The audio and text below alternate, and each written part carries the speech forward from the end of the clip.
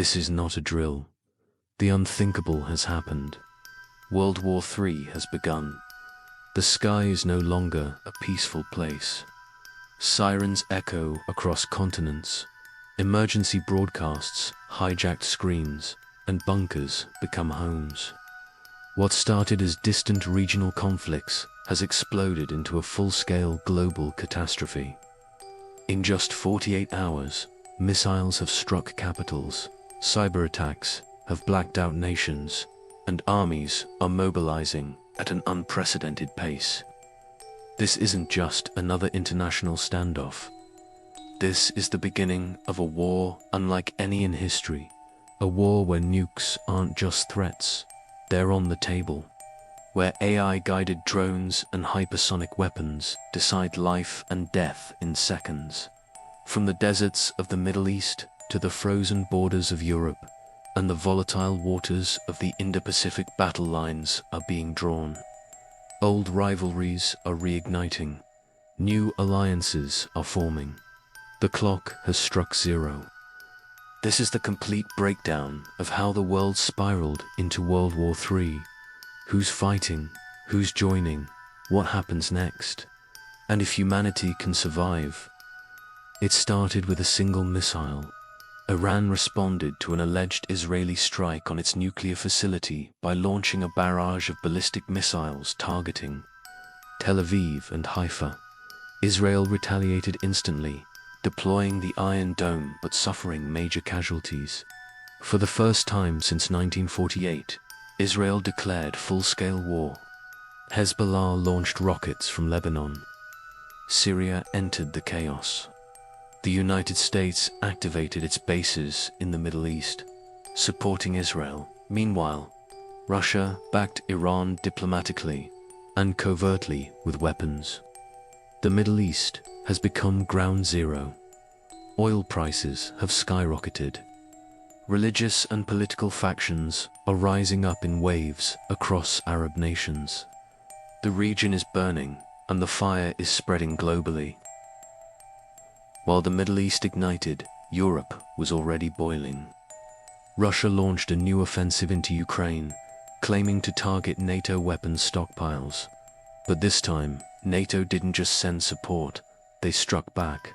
US and British bombers hit Russian convoys. Poland, Lithuania, and Romania activated full mobilization. Germany declared a state of war. Moscow retaliated by launching hypersonic missiles into NATO command centers. The nuclear threat was no longer theoretical. Russian submarines surfaced in the Atlantic. American carriers moved into the Mediterranean. The war in Ukraine has now become a war across Europe. Russian troops are in Moldova. NATO forces are in Belarus. Civilians are evacuating cities like it's 1939 again. But now, there's no hiding from the satellites, drones, and AI-guided warfare. As global attention turned to Europe and the Middle East, an old wound reopened in South Asia. A terrorist bombing in Indian-administered Kashmir killed dozens of Indian soldiers. Delhi blamed Pakistan-backed militants and launched a swift military operation across the line of control. Pakistan responded with fighter jets. A direct air war began. Nuclear threats were exchanged within 24 hours. China, sensing an opportunity, moved troops into disputed areas in Ladakh, heightening tensions with India. India, now fighting on two fronts, declared a national emergency. The world watched in horror as nuclear-capable nations traded blows just kilometers away from major population centers. As India battles Pakistan and defends its northern borders, China takes its long-planned step, an invasion of Taiwan. Beijing's forces landed on Taiwan's southern coast, backed by cyber attacks that crippled the island's power grid. The US Navy scrambled to intervene, leading to direct skirmishes with the Chinese Navy in the South China Sea. Japan declared full military readiness. Australia enacted wartime protocols. North Korea began missile tests, aimed at Japan. The entire Indo-Pacific is now a war zone. South Korea braces as the North edges toward launching a full-scale invasion. Emboldened by China's aggression and global distraction, the world is now split into two massive factions. The Western Alliance, USA, UK, France, Germany, Israel, Japan, South Korea, Australia, and India. The Eastern Bloc, Russia, China, Iran, North Korea, Pakistan, and Syria. Smaller nations are being pulled into the vortex, either by economic pressure, military threats, or survival instincts. Africa, South America, and Southeast Asia are being carved into strategic territories. This isn't just military, it's economic war.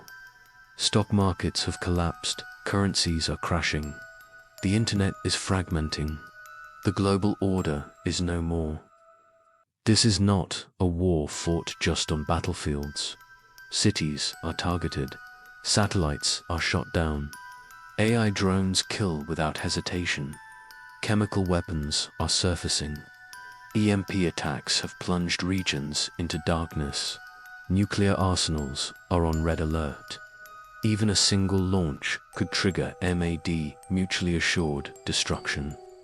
Billions could die not just from bombs, but from famine, disease, and environmental collapse. Refugees in the hundreds of millions. Borders gone. Lawlessness rising. Governments collapsing. We are staring into the abyss of extinction. Can this be stopped? Yes, but only if the world chooses peace now.